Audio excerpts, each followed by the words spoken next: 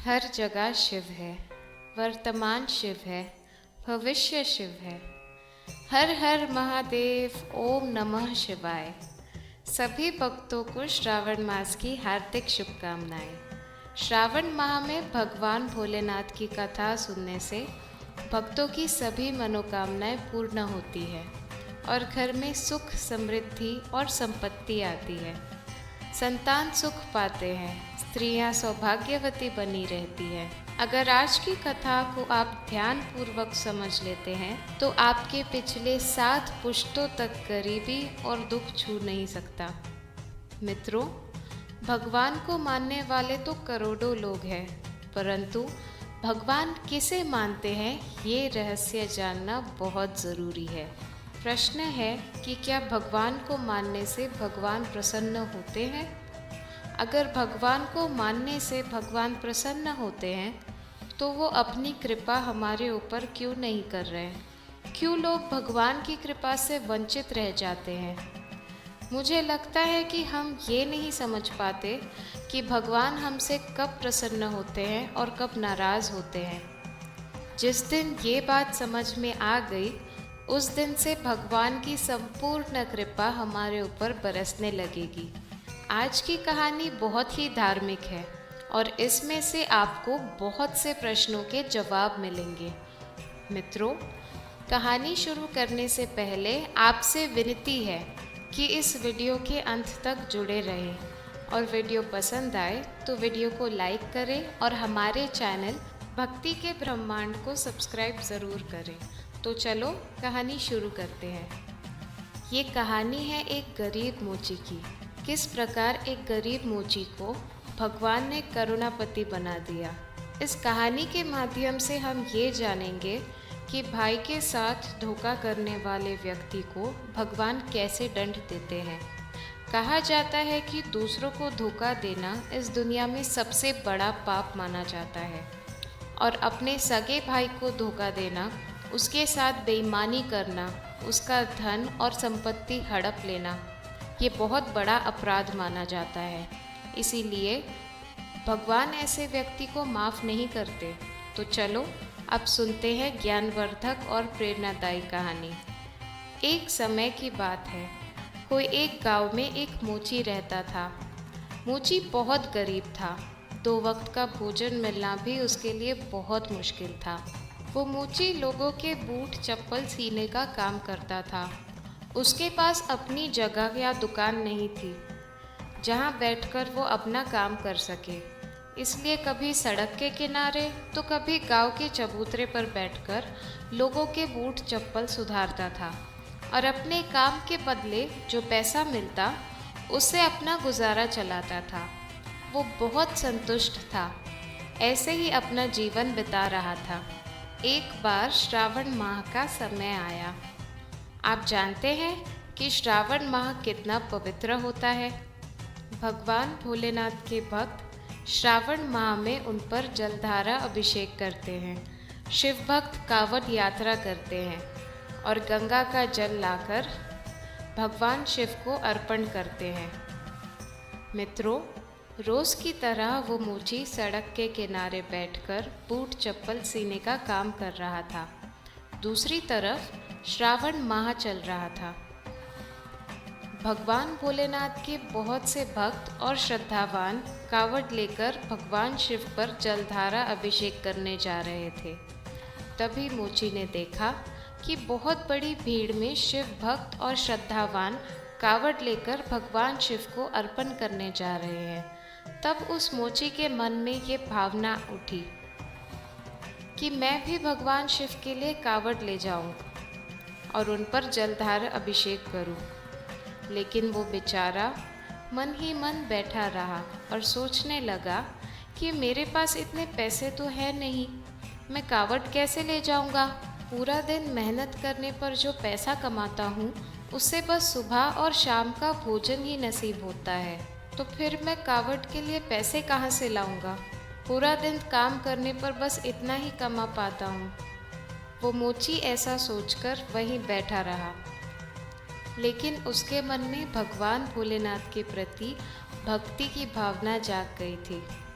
उसने निश्चय कर लिया कि मैं कावड़ लेकर भगवान भोलेनाथ पर जलधारा अभिषेक करने ज़रूर जाऊंगा, लेकिन इस समय नहीं, अगले साल ज़रूर जाऊंगा, जब श्रावण माह फिर से आएगा। ऐसे सोचने के बाद वो अपने रोज़मर्रा के काम में लग गया। लेकिन उस दिन से भगवान शिव के प्रति उसके मन में भक्ति और बढ़ गई।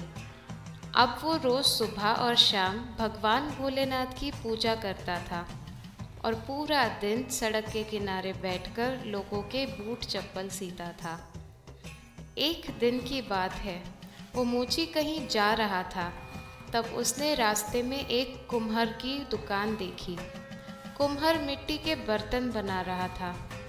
मोची की नज़र पड़ी, तब उसने देखा कि वहाँ एक बचत करने वाला गुल्लक पड़ा हुआ था। मोची ने जब उस गुल्लक को देखा, तब उसने सोचा कि मैं रोज़ जो पैसा कमाता हूँ उसमें से थोड़े पैसे बचाकर रोज़ उस गुल्लक में डालूँगा, और ऐसे बचत करके एक साल में मैं इतने पैसे तो जमा कर लूँगा कि अगले साल मैं भगवान भोलेनाथ पर करवट लेकर जलधारा अभिषेक करने जा सकूँ। मोची ने वो गुल्लक खरीद लिया और अपने घर आ गया। घर आने पर उसने अपनी पत्नी से कहा कि देखो, मैं गुल्लक लेकर आया हूँ। तब उसकी पत्नी ने कहा, इसका क्या करोगे? तब मोची ने अपनी मन की इच्छा अपनी पत्नी को बताई और कहने लगा, प्रिय, हम रोज़ जो पैसा कमाते हैं उसमें से आज से हम थोड़े पैसे बचाकर इस गुल्लक में डालते रहेंगे। धीरे धीरे इस गुल्लक में एक साल में थोड़े पैसे जमा हो जाएंगे और उसके बाद उन पैसों से हम एक कावड़ तैयार करेंगे और श्रावण माह में भगवान भोलेनाथ पर कावड़ चढ़ाने जाएंगे। मेरे मन में भी भगवान भोलेनाथ को कावड़ चढ़ाने की इच्छा जाग रही है। मोची की बात समझकर उसकी पत्नी बहुत खुश हुई और कहा, अगर ऐसी बात है तो आज से मैं भी तुम्हारे इस काम में मदद करूंगी। मित्रों, अब वो मोची और उसकी पत्नी भगवान भोलेनाथ की पूजा करने लगे और पूरा दिन अपना काम करते। शाम को मोची जो पैसा कमाता उसमें से थोड़े पैसे जो बचते थे उनको गुल्लक में डालने लगा। इस तरह समय बीतता गया और एक साल बाद उसने अपना गुल्लक भी भर दिया। दूसरी तरफ श्रावण माह आया और इस वर्ष भी भगवान भोलेनाथ के भक्त अपने अपने कावड़ लेके भगवान शिव को जलधारा अभिषेक करने मंदिर जाने लगे। दूसरी तरफ मोची ने देखा और सोचा कि इस साल तो मैं ज़रूर भगवान भोलेनाथ पर कावड़ चढ़ाऊँगा। ऐसे सोचकर वो अपने घर गया और घर जाके उसने अपने गुल्लक को तोड़ा। मोची जो पैसे निकालता है उसे लेके बाज़ार से एक कावड़ तैयार करवाता है और उसे बहुत ही श्रद्धा से सजाता है।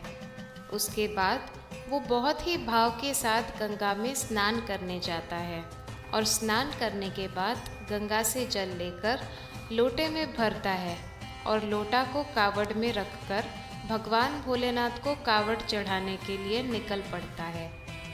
मन में भगवान भोलेनाथ का नाम स्मरण करते हुए वो भगवान शिव के मंदिर की तरफ चल पड़ता है।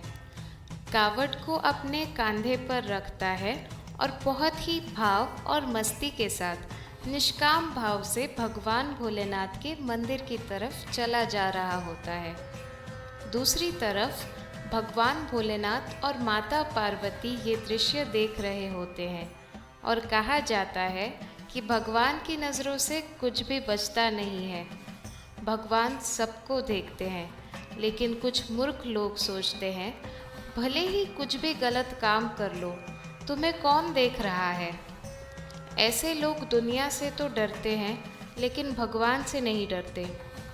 ये लोग भूल जाते हैं कि कण कण में व्यापक ईश्वर हमारे हर कर्मों को देख रहे होते हैं। भगवान शिव और माता पार्वती ये सब देख रहे होते हैं। तब पार्वती जी कहती हैं, हे प्रभु, देखिए आपके कितने प्रिय भक्त हैं। एक वर्ष से ये बेचारा आज के दिन के लिए इतने पैसे इकट्ठा कर रहा था। एक वर्ष बाद पैसे इकट्ठा करके इसने ये कावड़ तैयार किया है और आप पर जल अभिषेक करने के लिए ये बहुत ही भाव से जा रहा है। तब भगवान भोलेनाथ कहते हैं, हे पार्वती, मैं भी देख रहा हूँ, तुम सच कह रही हो। मेरा ये भक्त मुझे पाने के लिए 1 वर्ष से योजना बना रहा था, एक एक पैसा इकट्ठा कर रहा था, परंतु अब मैं इस भक्त की परीक्षा लेना चाहता हूँ। मेरा ये भक्त असली है या नकली? उसके मन में वास्तव में मेरे लिए आस्था है या सिर्फ ऊपर से मेरा नाम ले रहा है, ये मैं देखना चाहता हूँ। उसके दिल में क्या मैं वास करता हूँ या नहीं? तब माता पार्वती ने कहा, हे प्रभु, आप इसकी परीक्षा ना लो। ये बेचारा बहुत गरीब है। 1 वर्ष से मेहनत करने के बाद इसने ये पैसा बचाया है, और अगर आप इसकी परीक्षा लेके इसे और दुख दोगे तो अगर ये परीक्षा में सफल ना हुआ तो ये बहुत दुखी हो जाएगा और आप पर जल अभिषेक करने की इसकी इच्छा अधूरी रह जाएगी।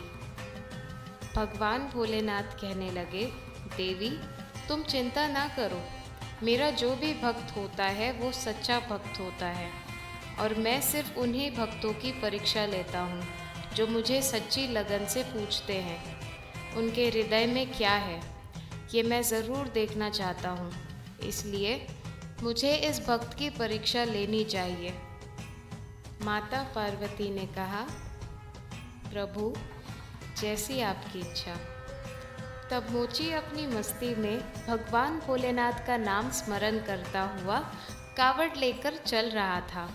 दूसरी तरफ भगवान भोलेनाथ एक वृद्ध व्यक्ति का रूप धारण कर लेते हैं, जो रास्ते में कावड़ वालों को जाते देख रहे हैं। उसी रास्ते में भगवान भोलेनाथ वृद्ध व्यक्ति का रूप धारण करके बैठ जाते हैं। अब रास्ते से जो भी कावड़ वाला निकलता है, भगवान भोलेनाथ उससे पानी मांगते हैं। भाई, मुझे थोड़ा पानी पिला दो, मैं बहुत प्यासा हूँ। प्यास के कारण मेरा जीवन चला जा रहा है।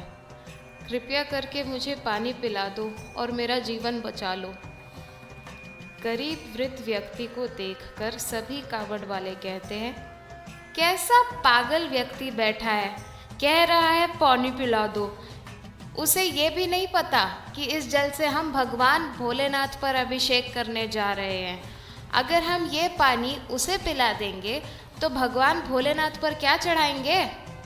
अब अगर ये वृद्ध व्यक्ति मर जाए तो हमें उससे क्या मतलब? ये जल उसे पिला देने से हमारी यात्रा व्यर्थ हो जाएगी। मित्रों, जितने भी श्रद्धालु वहाँ से गुजरते हैं, सभी को भगवान भोलेनाथ, जो वृद्ध व्यक्ति का रूप धारण किए हैं, पानी पिलाने के लिए कहते हैं। लेकिन कोई भी व्यक्ति उन्हें पानी पिलाने के लिए तैयार नहीं होता। दूसरी तरफ माता पार्वती भी देख रही होती है कि इतने सारे लोगों में से कोई भी व्यक्ति मेरे स्वामी को पानी नहीं पिला रहा। ये कैसी भक्ति है कि एक मनुष्य का दुख किसी को नज़र नहीं आ रहा। थोड़ी देर बाद वो मोची आता है, जो भगवान की भक्ति में लीन था और जीवित वृद्ध व्यक्ति के पास से गुजर रहा होता है। तब वृद्ध व्यक्ति के रूप में बैठे भगवान भोलेनाथ उसे रोककर कहते हैं, बेटा, मैं बहुत प्यासा हूँ। प्यास से मेरा जीवन चला जा रहा है। अगर मुझे पानी नहीं मिला तो मैं मर जाऊँगा। मैं बहुत से कावड़ वालों से पानी मांग रहा, लेकिन किसी ने भी एक बूंद पानी नहीं दिया। मैं प्यास से मर रहा हूँ। ये भगवान भोलेनाथ के कैसे भक्त है जो एक प्यासे व्यक्ति को एक बूंद पानी भी नहीं पिला रहे। अगर तुम मुझे ये जल पिला दोगे तो तुम्हारी बहुत बड़ी मेहरबानी होगी। जो लोटा में तुम जल ले जा रहे हो, ये जल मुझे पिला दो तो मेरा जीवन बच जाएगा। वृद्ध व्यक्ति की बात सुनकर मोची सोच में पड़ गया और उस वृद्ध व्यक्ति को बहुत ध्यान से देखने लगा। उसने सोचा, ये वृद्ध व्यक्ति बहुत प्यासा लगता है, इसलिए मेरे पास से पानी मांग रहा है। पानी तो मैं उसे पिला दूंगा, लेकिन ये जल तो मैं भगवान भोलेनाथ पर चढ़ाने के लिए लाया था। मैं 1 वर्ष से पैसे इकट्ठा कर रहा था, तब ये कावड़ तैयार हो पाई है।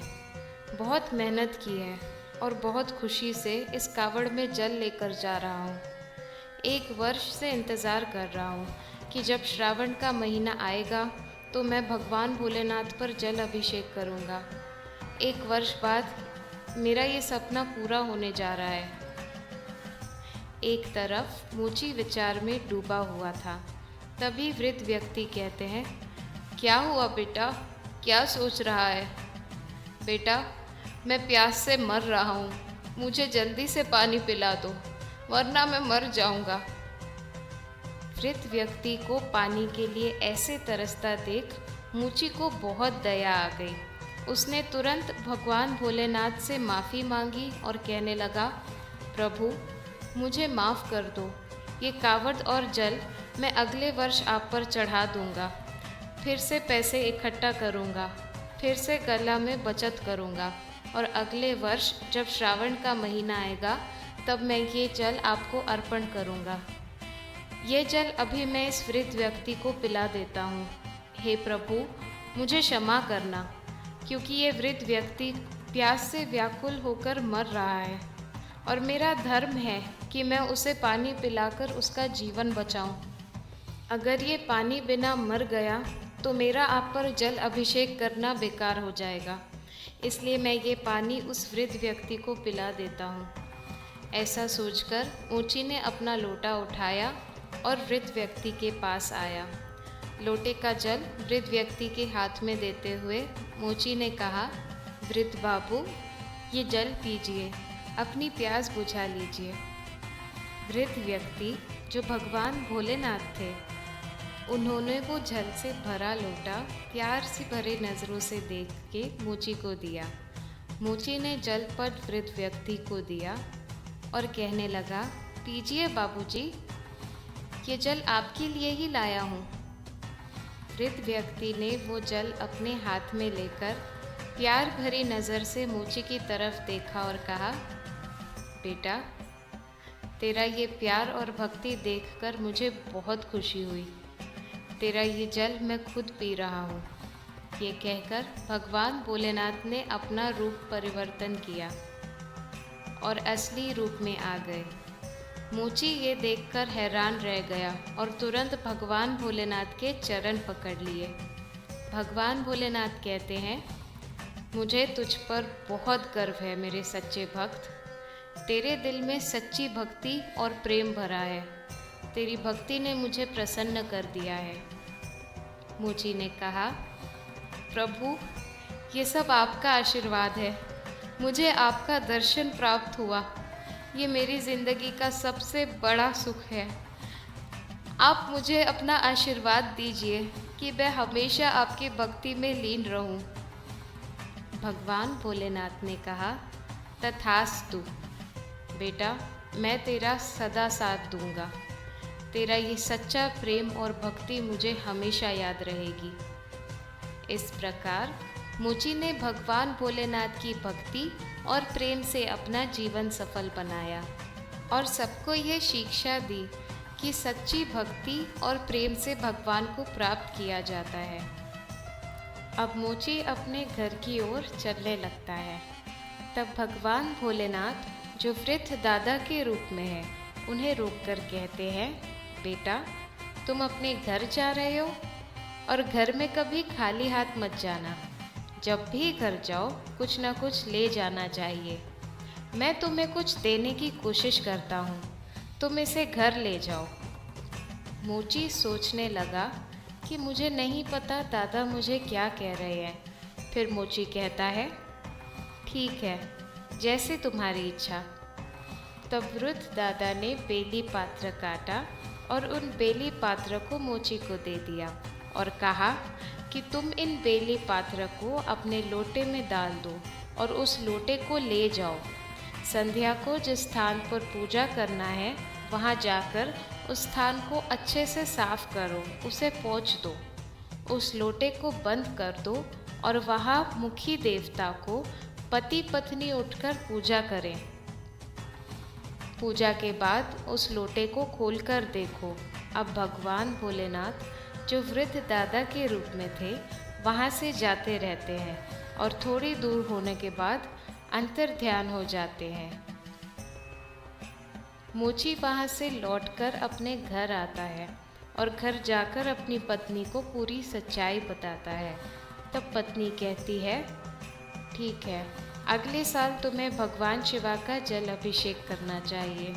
उस समय मोची कहता है, प्यारी, उस बूढ़े आदमी को जिसे मैंने पानी पिलाया था, उसने मुझे ये लोटा दिया। तुम इस जगह दीवार पर लिखो जहाँ हम पूजा कर रहे हैं। और बूढ़े आदमी ने कहा था कि तुम लोटा बंद कर वहाँ रख दो। सुबह पूजा करके इस लोटे को खोलो और देखो। मोची की पत्नी ने उस जगह को लिख दिया और लोटा बंद कर वहाँ रख दिया। सुबह दोनों पति पत्नी उठते हैं और स्नान करके भगवान शिव की पूजा करते हैं। पूजा के बाद जब मोची लोटा उठाता है और खोलता है तो वो लोटा देखकर चौंक जाता है। वो देखता है कि लोटा सोने के सिक्कों से भरा था। जब मोची लोटा में सोने का सिक्का देखता है तो उसकी आंखों में आंसू आ जाते हैं। दोनों पति पत्नी रोने लगते हैं और कहते हैं, प्रभु, लगता है कि भगवान ने हम पर कृपा की है। प्रभु, आप महान हैं। आपकी कृपा से वो लोटा सोने के सिक्कों से भरा था। मित्रों, अब मोची का भगवान शिव पर विश्वास बढ़ गया। सोने के सिक्के देखकर दोनों पति पत्नी बहुत खुश होते हैं और उसके बाद सोने के सिक्कों को बेचकर मोची अपनी नई दुकान खरीद लेता है। नई दुकान में मोची जूतों की सिलाई करने लगता है। धीरे धीरे उसकी दुकान अच्छी चलने लगती है। भगवान शिव की कृपा से उसने दुकान में इतनी तरक्की की कि उससे बहुत पैसा कमाया। पैसा कमाकर उसने एक बहुत बड़ा सुंदर घर बनाया और दोनों पति पत्नी उसमें सुखी रहने लगते।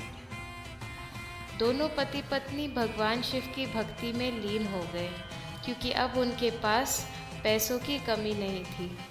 मित्रों, मोची अमीर बन गया, लेकिन उसने भगवान शिव की पूजा करना नहीं छोड़ा क्योंकि बहुत से लोग हैं जिन पर भगवान शिव इस दुनिया में कृपा करते हैं और उनके घर को धन से भर देते हैं। उस समय ऐसे लोग भगवान शिव को भूल जाते हैं, लेकिन मित्रों, मोची ने कभी भगवान शिव को नहीं भुलाया और दिन रात वो भगवान शिव की पूजा करता रहा। भगवान शिव मोची के घर में हर तरह की खुशियाँ देने लगे। उसके सभी दुकानों को भरते रहे। एक तरफ मोची का भाई था। उसके पास शुरुआत से ही एक दुकान थी। उसकी दुकान भी अच्छी चल रही थी। अचानक उसने देखा सड़क के किनारे बैठे मेरे भाई जूते सिल रहे थे। उन्हें सुबह शाम खाने का मुश्किल था। अचानक वो इतने अमीर कैसे बन गए? ये गरीब आदमी इतना अमीर कैसे बन गया? उसने भी एक दुकान खरीद ली और उसने भी एक अच्छा घर बनाया। उसके पास बहुत धन है। अपने भाई की तरक्की देखकर उसे जलन होती है। उसके भाई की तरक्की सह नहीं पाता। अब दिन रात वो अपने भाई के विचार में रहता और उससे जलन करता है। मित्रों, ये स्वाभाविक है कि जब आपके पास ज़्यादा पैसा होता है, आप अच्छी कमाई करते हैं, तो लोग जो जलन करते हैं वो भी बढ़ जाते हैं। इस तरह मोची का भाई उससे जलन करने लगा। वो किसी तरह उसे नीचे गिराने की कोशिश कर रहा था। एक दिन उसने मोची पर चोरी का इल्ज़ाम लगाया और गांव वालों से कहा कि मोची ने मेरी दुकान से पैसे चुराए हैं। उसने मेरी दुकान से जूते चोरी कर अपने दुकान में रखे। तब गांव वाले मोची से पूछते हैं कि तुमने क्यों चोरी की? क्या तुमने अपने भाई की दुकान से पैसा चुराया? उस समय उसका भाई भी वहाँ खड़ा था। वो भाई कह रहा था कि उसने ही मेरी दुकान से चोरी की थी और उसने पैसा और चीज़ें चुराई, इसलिए वो इतना अमीर बन गया। ये सुनकर मोची रोने लगता है और कहता है, नहीं नहीं नहीं भाई, मैं तुमसे कुछ नहीं चुराया। ये उस बूढ़े आदमी की कृपा है। उसने मेरे लिए सब कुछ किया है। उसने सबको पूरी घटना बताई, लेकिन लोग उसकी बात पर विश्वास नहीं करते। लोग पूछते हैं, ये बूढ़ा आदमी कौन है? तब मोची जवाब देता है, वो बूढ़ा आदमी मतलब भगवान भोलेनाथ ने हमें सब कुछ दिया है। उसने कहा, मैं भगवान भोलेनाथ की पूजा करने जा रहा था। रास्ते में मुझे एक गरीब बूढ़ा आदमी मिला। मैंने उसे पानी पिलाया। उसने मुझे एक पात्र दिया। उस पात्र को बदलकर सोने के सिक्के मिले। मैंने सोने के सिक्कों को बेचकर ये सब कुछ किया। मैंने किसी से कुछ नहीं चुराया। ये सुनकर सब हंसने लगते हैं और कहते हैं, ये पागल है। भगवान भोलेनाथ खुद आके कुछ देने नहीं आते। उस समय मोची कहता है, आप मुझ पर विश्वास करो, भगवान भोलेनाथ ने मुझे सब कुछ दिया है। लेकिन मित्रों, ऐसा कहा जाता है कि दुनिया के लोग बहुत अजीब होते हैं। जब तक वो चमत्कार नहीं देखते, वो भगवान की पूजा नहीं करते। इसीलिए यदि भगवान खुद ऐसे लोगों के पास जाए, वो उन्हें पहचान नहीं सकते, क्योंकि वो लालच के पर्दे से ढके होते हैं। वो लोग इतने लालच में फंसे होते हैं कि वो भगवान को पहचान नहीं पाते। और मित्रों, ये सच है कि एक व्यक्ति जो लालच के पर्दे से ढका हुआ है, लालच और माया जिसने उसे ढक रखा है, जब भगवान अपने सच्चे रूप में आते हैं, ऐसा व्यक्ति उन्हें पहचान नहीं पाता। गांव वाले कहते हैं, मोची हमें सब बेवकूफ़ बना रहा है, भगवान भोलेनाथ खुद आके कुछ नहीं देने वाले। उस समय मोची बहुत रोया और भगवान भोलेनाथ से कहता है, ओ भगवान, आपने ये क्या किया?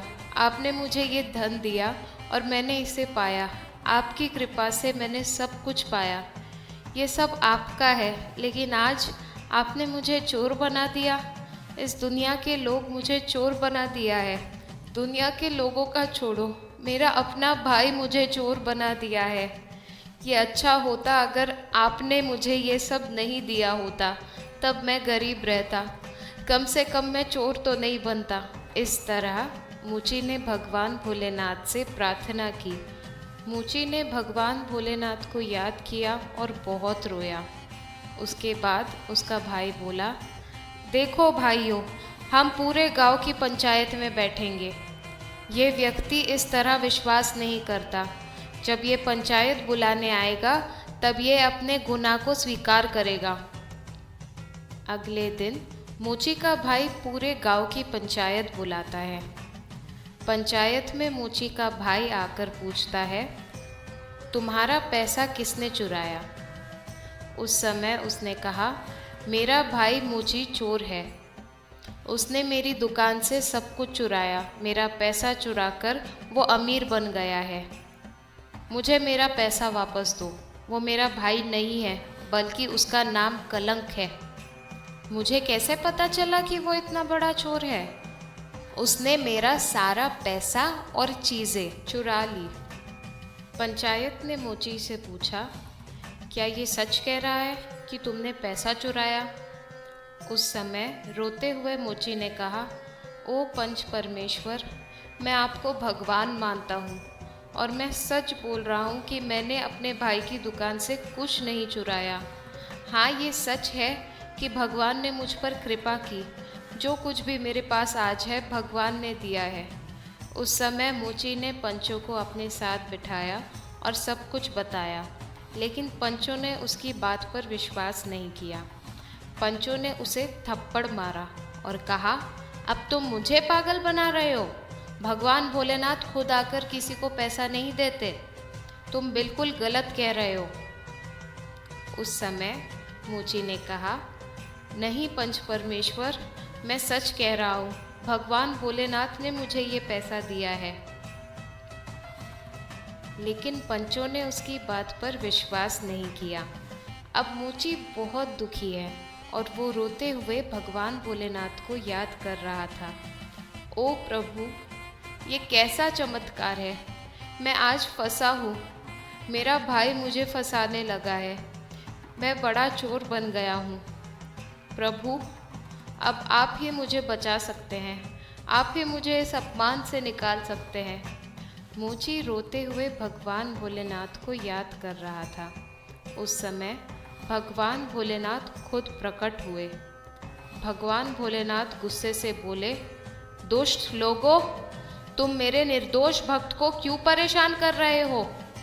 उसने किसी से कुछ नहीं चुराया, जो कुछ भी उसे दिया मैंने दिया है। मित्रों, जब सबने भगवान भोलेनाथ को देखा, सब उनके सामने झुक गए और उनसे माफ़ी मांगने लगे। ओ प्रभु, हमें माफ़ कीजिए। भगवान भोलेनाथ ने कहा, मोची का भाई उसकी तरक्की से जलन करता है, इसीलिए उसने अपने भाई पर चोरी का इल्ज़ाम लगाया है। सबसे बड़ा चोर, सबसे बड़ा खलनायक और सबसे बड़ा स्वार्थी इंसान उसका भाई है। सोचिए, जब मेरा भक्त गरीब था, सड़क पर बैठे जूते सिल रहा था, उसके लिए 2 वक्त का खाना मिलना मुश्किल था। इतना अमीर होने के बाद भी उसका भाई कभी उसकी मदद नहीं की। उसने कभी अपने भाई से नहीं पूछा, तुम्हारी क्या समस्या है, तुम्हारी क्या परेशानी है। और जब मैंने उसे धन और सुख दिया, उसने अपने भाई पर चोरी का इल्ज़ाम लगाया। सबसे बड़ा खलनायक उसका भाई है। मेरा भक्त कभी चोर नहीं बन सकता। ये व्यक्ति झूठ बोलकर उसे धोखा दे रहा है। अब मैं तुम सबको नहीं छोड़ूंगा। तुम सब मेरे भक्त को परेशान करने के लिए सज़ा पाओगे। उस समय सब लोग भगवान भोलेनाथ के सामने फिर से झुक गए और उनसे माफ़ी मांगने लगे और बोले, ओ प्रभु, हमें माफ़ कीजिए, हम आपके कर्मों को समझ नहीं पाए। जब सबने माफ़ी मांगी, भगवान भोलेनाथ का गुस्सा शांत हो गया और उसके बाद उन्होंने अपने भक्त से कहा, ओ बेटा, मुझसे वर मांगो, मैं तुमसे बहुत खुश हूँ। तब भक्त ने कहा, ओ प्रभु, सबसे पहले इन सब लोगों को माफ़ कर दीजिए, क्योंकि इन्हें सच्चाई नहीं पता थी। और अगर आप मुझे वर देना चाहते हैं तो मैं आपसे वही वर मांगता हूँ कि मेरी भक्ति आपके चरणों में बनी रहे। जब तक मैं इस दुनिया में जीवित हूँ, तब तक मैं आपकी पूजा करता रहूँ, मैं आपका नाम लेता रहूँ, और जब मैं मरूँ तब आपका नाम लेकर मरूँ। उसकी प्रार्थना सुनकर भगवान भोलेनाथ ने कहा और वहाँ से ध्यान लगाकर चले गए। गांव में सब लोग उससे माफ़ी मांगने लगे और बोले, तुम सबसे बड़े भक्त हो। हम मोह माया में फंसे हुए हैं, इसलिए हम नहीं समझ पाए कि क्या अच्छा है। हम सिर्फ ये देख पाते हैं कि क्या गलत है। तुम ही हो जो अच्छा देख पाते हो, जो मोह माया से दूर हो और लालच से। मित्रों, इस कहानी से हमें ये पता चलता है कि भक्ति में बड़ी शक्ति होती है। जो भक्त भगवान से प्रेम रखते हैं और निष्पक्ष हैं, उन्हें भगवान का आशीर्वाद मिलता है।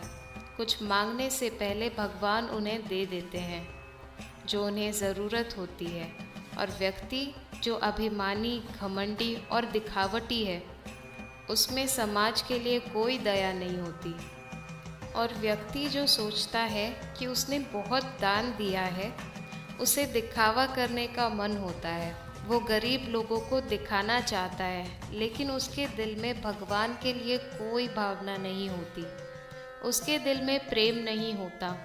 उस समय उसकी सबसे बड़ी सेवा और सबसे बड़ा धन भगवान कभी स्वीकार नहीं करते। भगवान उन लोगों से खुश होते हैं जो सभी जीवों के प्रति दयालु होते हैं। व्यक्ति जो मजबूत दिल वाला होता है और जिसमें दया का भाव नहीं होता, ऐसे लोग भगवान के मंदिर में बैठे भी तब भी भगवान उनकी प्रार्थना नहीं सुनते। भगवान को प्रसन्न करना मतलब सभी जीवों के प्रति दयालु होना, गरीबों की मदद करना और बीमारों की। मित्रों, आज की कहानी यही समाप्त होती है। आशा करते हैं कि आपको कहानी पसंद आई होगी, और अगर मुझसे बोलने में कोई गलती हुई हो तो क्षमा करें और हमें कमेंट बॉक्स में बताएं अगर आपको वीडियो पसंद आया। वीडियो को लाइक करें, हमारे चैनल भक्ति का ब्रह्मांड को सब्सक्राइब करें और लिखें हर हर महादेव। धन्यवाद। जय श्री कृष्ण। राधे राधे। ओम नमः शिवाय।